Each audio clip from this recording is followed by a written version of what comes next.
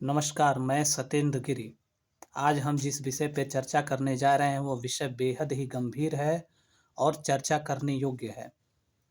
भारत की राजनीति में एक ऐसा नया स्वर्ण युग प्रवेश किया है जहां पर हर नेता मानव और मानवता को लेकर के अपने बयान ज़्यादातर देता है। तो जब उन बयानों का पालन करने का समय आता है तब वो पीछे हट जाता है। ज़्यादातर नेता भारतीय जनता पार्टी के मंदिर और मस्जिद विवाद में उलझाना चाहते हैं। देश की जनता उनको ही ज़्यादातर देखना पसंद करती है। किंतु हमारे संस्कृत में एक श्लोक कहा जाता है और इस श्लोक का ज़्यादातर उपयोग भारतीय जनता पार्टी के नेता ही किया करते हैं। श्लोक ये है कि अहम निजः परो वेति गणनाम लघु चेतसाम उदार चरितानाम तु वसुधैव कुटुंबकम, यानी ये अपना है, ये पराया है। इसकी चर्चा छोटे हृदय वाले लोग करते हैं। बड़े हृदय वाले लोग संपूर्ण पृथ्वी पर बसे हुए प्राणियों को अपने परिवार के समान मानते हैं।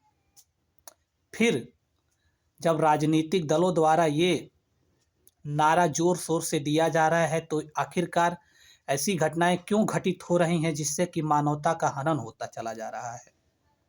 जी हाँ, आज हम बात करने जा रहे हैं दिल्ली से लगभग 280 किलोमीटर दूर उत्तराखंड में स्थित हल्द्वानी की।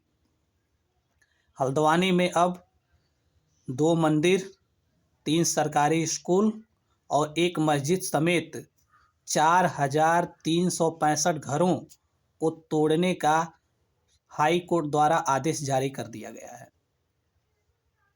अब एक ही किरण बची है कि 5 जनवरी यानी आज इस मामले की सुनवाई सुप्रीम कोर्ट में होगी और सुप्रीम कोर्ट के मुताबिक यदि सुप्रीम कोर्ट से उनको कोई राहत की सांस या चांस नहीं मिलती है तो 4,365 घरों के लोग बेघर हो जाएंगे और इस कड़कती हुई ठंड में वो अपने आशियाने को छोड़ करके दूर जाने के लिए विवश होंगे। इस पर कोई राजनीतिक दल अपनी प्रतिक्रिया नहीं दे रहा है। चुनाव के समय हर राजनीतिक दल अपने बढ़ावे और अपने दिखावे के लिए तमाम तरीके के बयानात देने में शामिल हो जाते हैं। खास करके प्रधानमंत्री जी ही कहते हैं कि मानव और मानवता को हमेशा बरकरार रखने के लिए उनकी सरकार और उनका विचारधारा कार्य कर रहा है और करता भी रहेगा। यहाँ तक कि ज़्यादातर हिंदुओं के लिए हिंदू हृदय सम्राट का जो हवाला दिया जाता है वो केवल राजनीति कुर्सी के लिए की जाती है, न कि मानवता के लिए। अगर मानवता होती तो उत्तराखंड के हल्द्वानी का ये मामला कहीं न कहीं अब तक हल हो गया होता, लेकिन राजनीति की वजह से ये मामला और उलझता हुआ और पेचीदा होता हुआ चला जा रहा है।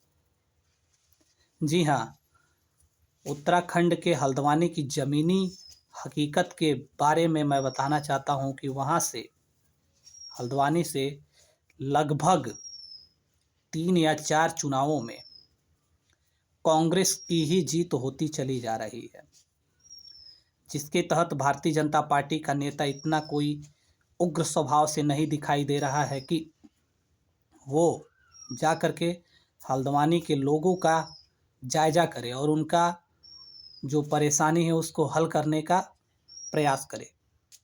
चुनाव के समय सभी राजनीतिक दल अपने अपने विचारधारा और वैकल्पिक संदर्भ का धीरे धीरे हवाला देते हैं, किंतु जहाँ तक बात आती है मानव और मानवता की, सारे के सारे लोग फेल हुए दिखाई देते हैं। खैर, इस खबर पर आपकी क्या राय है ज़रूर बताएं और अगली खबर के लिए बने रहें। नमस्कार, मैं सत्येंद्र गिरी।